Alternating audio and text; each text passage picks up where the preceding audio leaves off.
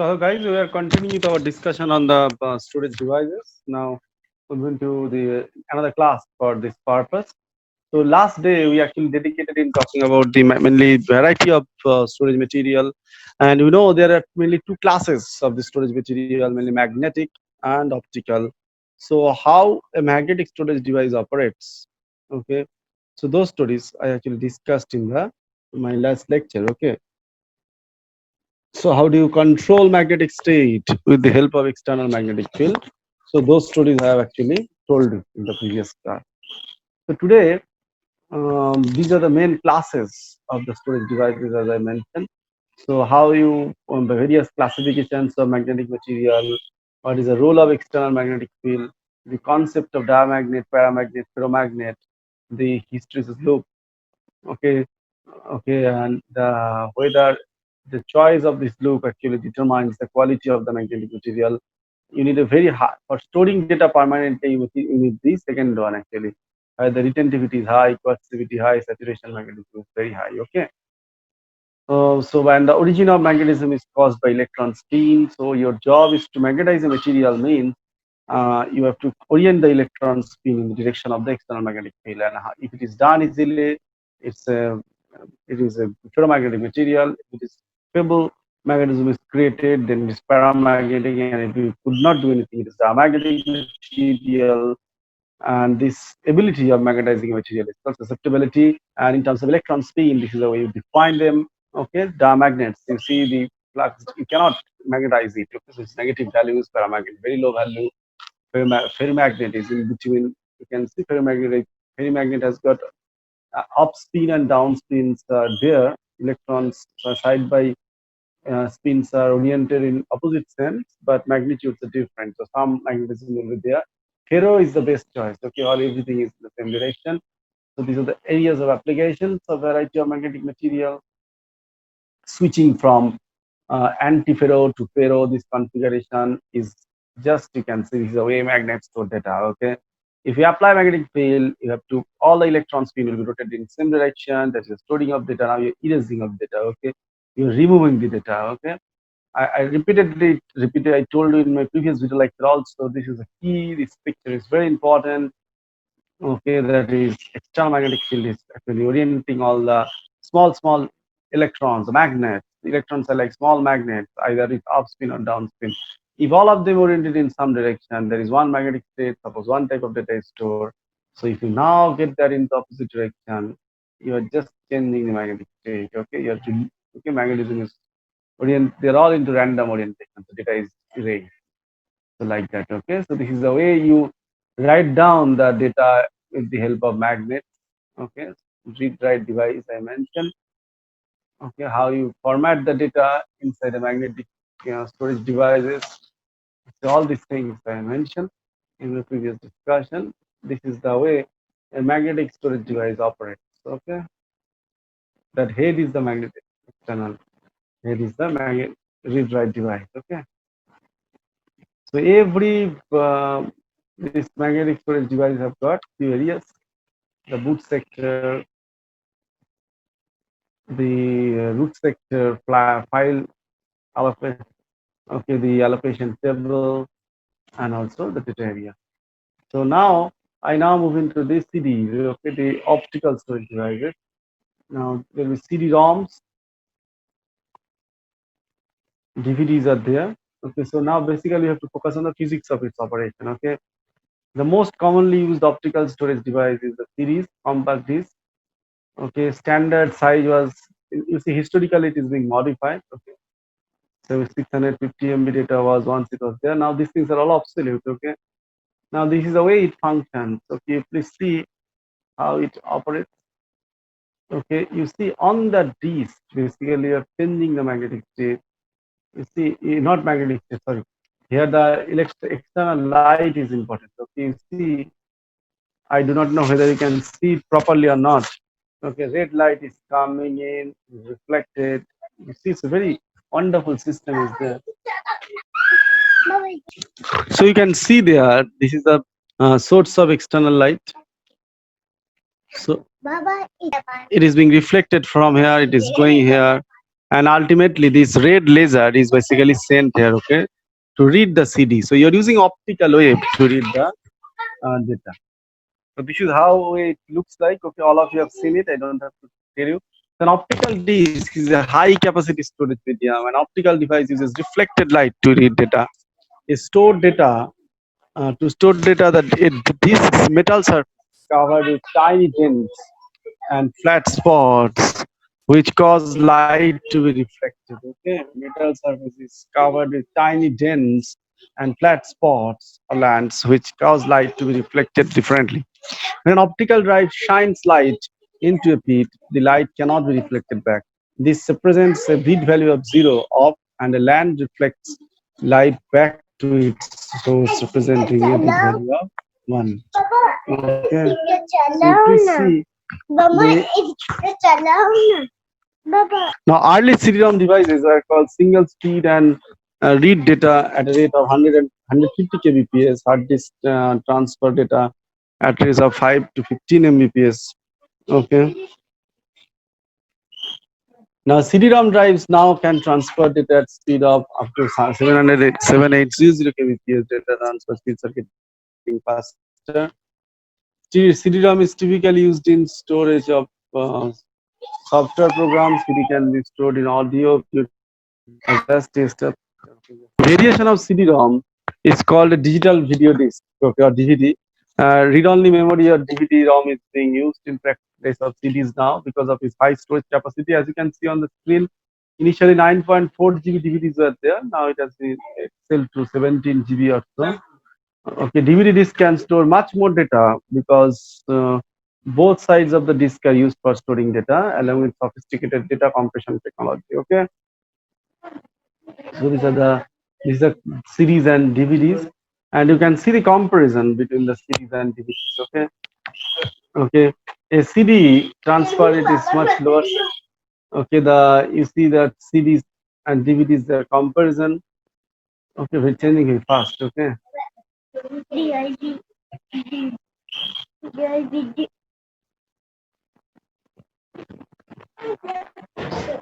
700 MB on the other hand. Here you can see up to 9.4 GBs are also there available. Data transfer rate is also very low there with CDs, and DVDs it is much higher. Okay, and thickness is almost same. Okay, but you can in a DVD you store data on both sides. Okay. Now a CD recordable, a CDR. Okay, where you can record the CDs but cannot be overwritten. Okay, once you write, overwrite, write. Okay, all of you are aware of it. Okay, rewritable CDs are used.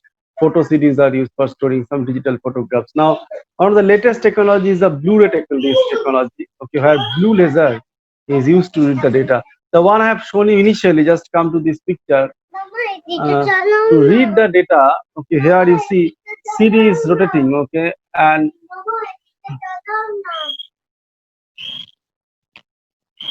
to read the data, here I am using a red laser. Okay, it's a red laser. It is coming from a source. It is coming in. It is reflected, and it is utilized to read the data. Now, in a Blu-ray DVD, okay, a blue laser is used. Okay, that's why it is called Blu-ray DVD. In a Blu-ray DVD, blue laser is used for the purpose. Now, it is used for storing the data, and here the Blu-ray DVD, the blue laser is used for purpose. Okay.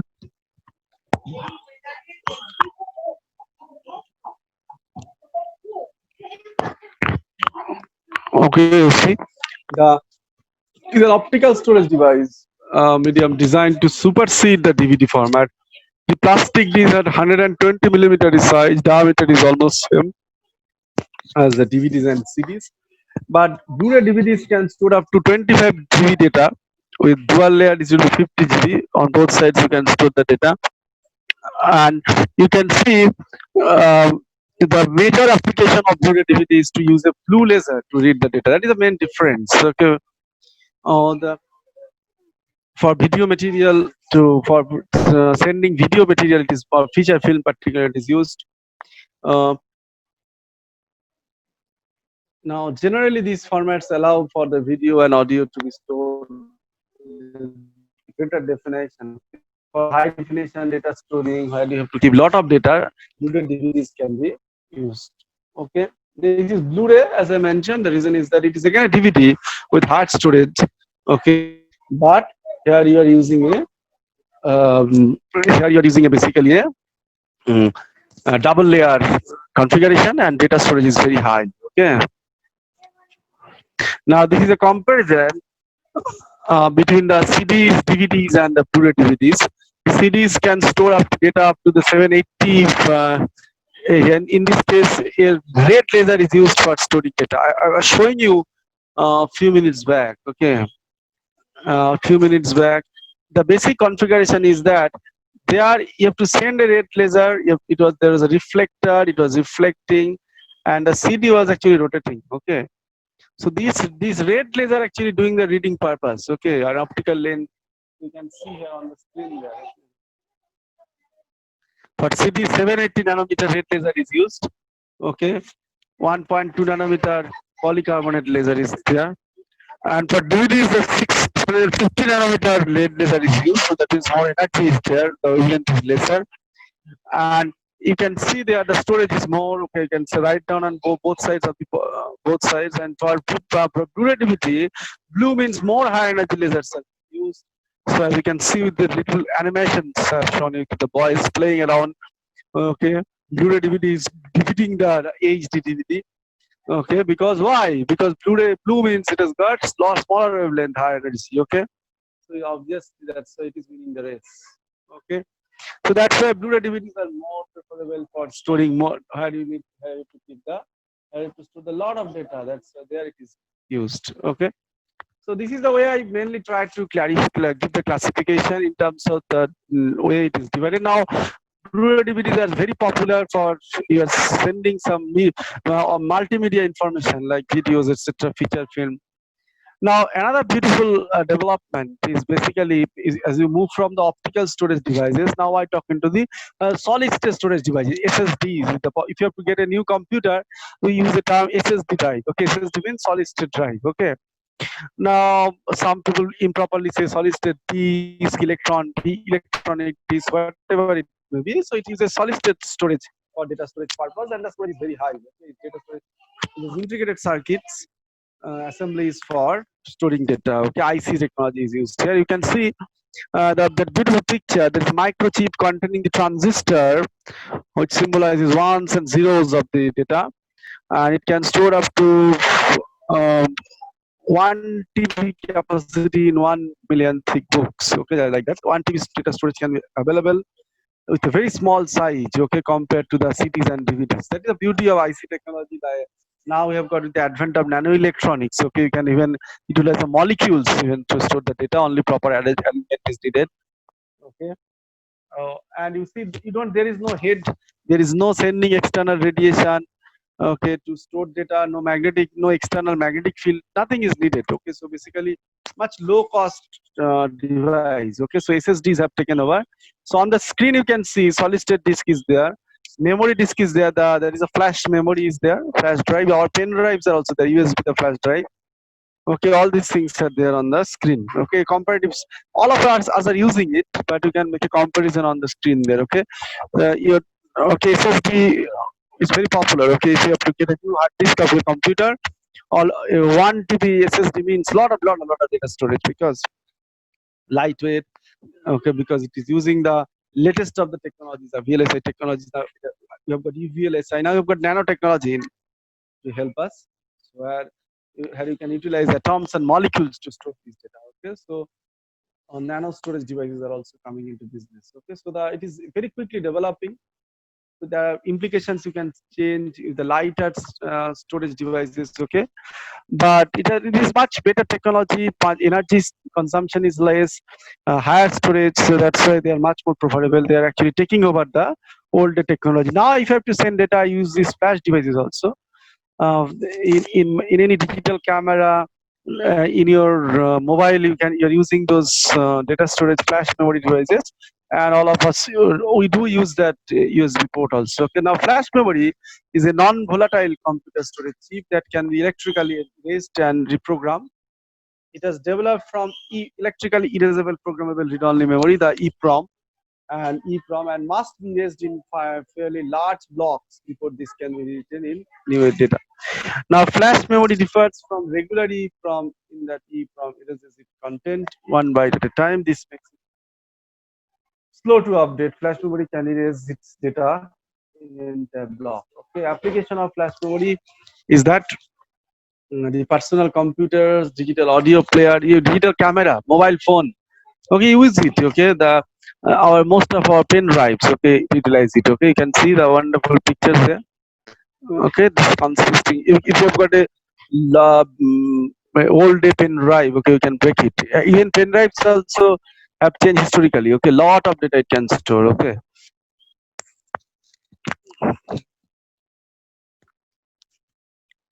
this is a basic structure of the solid state storage devices.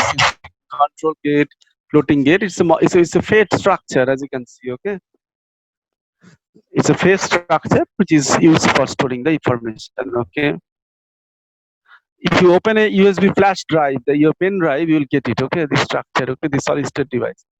Now, smart card is again a solid state storage devices. Again, because it also, these are all ICs. Okay, chips. All our ATM cards are little smart cards now. Okay, even Metro smart card are also there.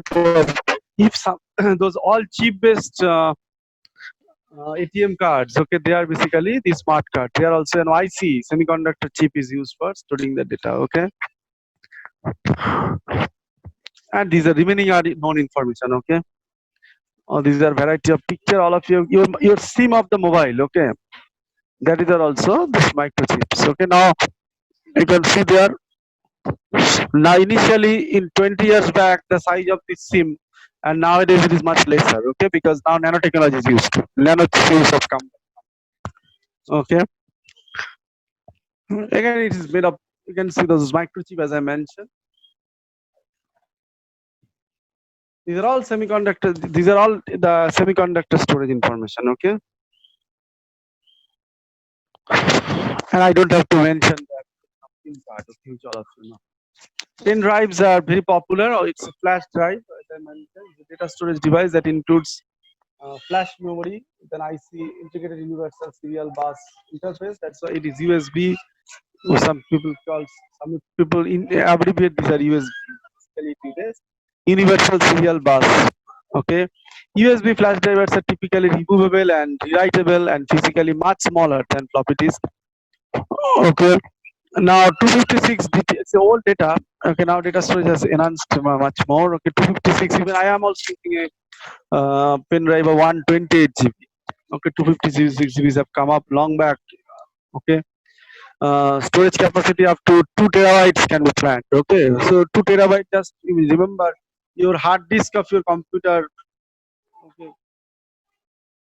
like this. Okay, it is maybe 500 1 terabyte hard disk you are going with your own computer. Now even now 2 terabyte pen drives can be available. Okay, and USBs are actually portable. Okay, so that's like we are all of us are very familiar with it. I don't have to tell you. Now RFID chips are again another technology is the wireless system. Okay, radio frequency. Now radio frequency chips. Okay, their radio frequency wave is used. Okay, to transfer data, radio frequency signal is used to, just like the way in old electromagnetic communication we send the data. Okay, here RFID, radio frequency identification is used, where the radio frequency signal is used for transferring data from a tag attached to an object. Okay, this is mainly used for identification purpose. A radio frequency identification system uses tags or labels attached to the objects to be identified. Suppose I am using the A1 RFID tag. Okay, so it emits some transmits of radio frequency, and it will be actually detected by a detector there for me to recognize. Okay, so the tag itself will contain my data, and this will be detected by the detector there. So two-way radio frequency transmitter receiver is called readers. That's what I have written. Readers send the signal to the tag and receives response. Okay. So basically, if I am suppose this is a radio, I'm in my hand there is a radio frequency tag. Okay. So if you get in front of the reader actually sends a radio frequency signal. So from the in the tag data is stored, so it reads the data. Okay. So that tag's information is stored electronically in a non-volatile memory. So the RFID tag includes a small radio frequency transmitter and receiver. Okay. So this is how it functions. Okay, you see, try to realize. Okay. So there is a tag on the left hand side. It is emitting radiation. Okay. There is a reactive RFID scanner is used there. RFID tag is there. This is the passive RFID scanner. Okay, it is sending the data. So RFID scanner is scanning it is interpreting the data, sending it to some server. Okay, and if they're in unison, okay, then this person will be added. Right hand side picture you see. The tag is this is the tag. Okay, what the man is holding in his hand. Okay, it is sending some data. Okay, it is read by that scanner. The scanner is sending information to the server. So basically that is used for the detection purpose. So that passive RFID tag it is keeping some data as well as it is sending some electromagnetic frequency signal. Okay. So whatever be the data stored, it is sending radio frequency signal. The scanner is receiving the radio frequency signal, sending it to the main server. It is used for security purpose. Okay, you know. So here the tag is important. So attached to an automated automobile during the production can be used to track its progress. Obviously, pharmaceuticals can be tracked through these where many applications during tech fest we see so many applications of this RFID system. Even you can tag this RFID system with your pets also in the wildlife in jungles also. If forest also you can attach the radio frequency tag with the animals to get their identification. Now in the livestock, pets may be tags injected, allowing positive identification of the animals. RFID tags can be attached in clothing, possessions, or even implanted within the people to identify, read, and write critical information. Okay. When inserted into a mobile phone, the user's phone can be linked to bank accounts and used in mobile payment also. So a lot of information are there. This is a RFID chip. Now, RAID is another information that is in many hard disk it is used. Okay, it's a shorter version is short for redundant array of independent okay, or inexpensive disks. Okay, so RAID, redundant array of independent disk. It is a category of disk drive that you can see there on the screen that employ two or more drives in combination for fault tolerance and performance. If there are two hard disks, the second one is actually always RAID. Okay, this is the redundant array of independent disk. So independent disk will be there. Okay, the second one is and redundant. Okay, like that. This it is a category of these drives that allows that employs two or more drives in combination for fault tolerance and performance. RAID disk drives are used frequently on servers. Okay, I myself has got 2-3 servers. Okay, that is I kept RAID it. Okay, two drives are there. So one is a RAID of there is a RAID drive. Okay, so that is for the backup purpose. They tell it. Okay, okay, because you have to keep lot of data, a lot of storage is needed. The dynamic data generation is every time happening. Because we do high end computing, there you have to use it. Okay, okay, two or more. There two drives will be working in combination. Okay. So RAID allows you to store the same data redundantly. That's why it is called redundant array of independent disks. Okay, same data redundantly in multiple spaces in a balanced way to improve the overall storage performance. Okay, so it gives you better storage. Now, just it is although it's not included in this courses, but I mentioned the storage in printers also. In computing, printer is a peripheral which is produces a text or graphics or documents stored in an electronic form. Usually on physical print, you can see many printers are primarily used for local peripherals. Now printers are available with USBs also, and now printers are coming with storage also. It's a popular printer. Dot matrix printer, you know it. I do not discuss it. Mechanism of printing, I will not discuss it. Liquid inkjet printers are there. Okay, while spraying visible variably sized droplets. Still ink, the liquid inkjet printer, oil, and tank printers are available by companies like HP. Okay, the most common computer they are using it. Okay, print quality of the typically is from 1200 to 1400 4800 dots. Okay, they will give acceptable quality photo prints of images. Okay, 140 to 200 ppi resolution. Laser printers is a common computer peripheral. All of us are actually using now laser printer. Okay, for digital photocopiers, it uses zero graphics printing processes, but differs from analog photoprint copiers in that the image is produced by the direct scanning of a laser beam across the printers. You have seen it if you have used it. Okay, the laser beam actually scans. Okay, of the photoreceptor system. Laser beam projects an image of the page to be printed onto an electrically charged rotating drum is there coated with selenium, or more common in modern printers, organic photovoltaic photoconductors also used there. Selenium is a photosensitive material. Okay, that's it is used. Okay, so laser is producing that image there. The drum then takes that image and prints the image onto the paper by direct contact and heat, and fuses the ink to the paper, which is dust ink is there. So this is all about the storage materials in the that is included in your courses. Now next day I'll talk about the display part. Okay, display is another very important area. So thanks for bearing with me. So we'll next day for to discuss about the display materials. Thank you.